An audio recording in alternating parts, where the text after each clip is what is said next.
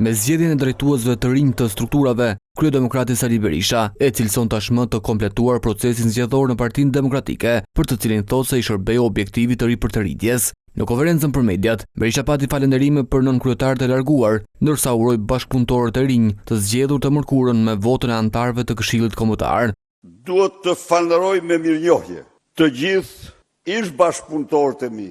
I garantoj se mbeten i vendosur për të vazhduar bashkëpunimin e gjithanshëm me ta. Uroj nga zemra Belin Kliçin, Nikola Kedhin, Erisa Bajazitin, të zgjedhur nënkryetar, t'ju uroj sekretarit përgjithshëm, Flamur Noka, rizgjedhjen me votën e Këshillit Kombëtar të Partisë Demokratike.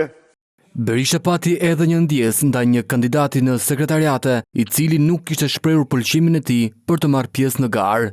Kam një ndjes publike për zotin Lorenz Lukaj, i cili ka dërguar një mesazh me të cilin ai informon se nuk dëshiron të kandidojë, por mesazhi është lexuar me vonesë.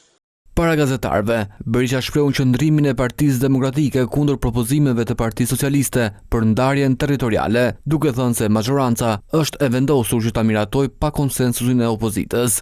Pala Socialiste ka ndryshuar qëndrimin dhe kërkon ta miratojë pa Partinë Demokratike. Ne qëndrojmë kundër variantit paraqitur nga ata, kundër formës ekzistuese dhe do bëjmë gjithë përpjekjet tona për të kundërshtuar këtë reformë. I pyetur për deklaratën e ministrës serbe, e cila tha se gjatë luftës në Kosovë do të kishte bërë spastrim etnik, Berisha tha se ajo duhet të shpallet non grata në Shqipëri, ndërsa shprehet se dënon heshtjen e qeverisë ndaj këtij qëndrimi. Ne kërkuam menjëherë shpalljen e saj non grata dhe iniciimin e një padie për mbështetje të genocidit dhe të spastrimit etnik nga një ministër e vendit që i ka kryer këto akte. Dënoj me forcën më të madhe heshtjen e turpshme, heshtjen prej vasali të qeverisë shqiptare.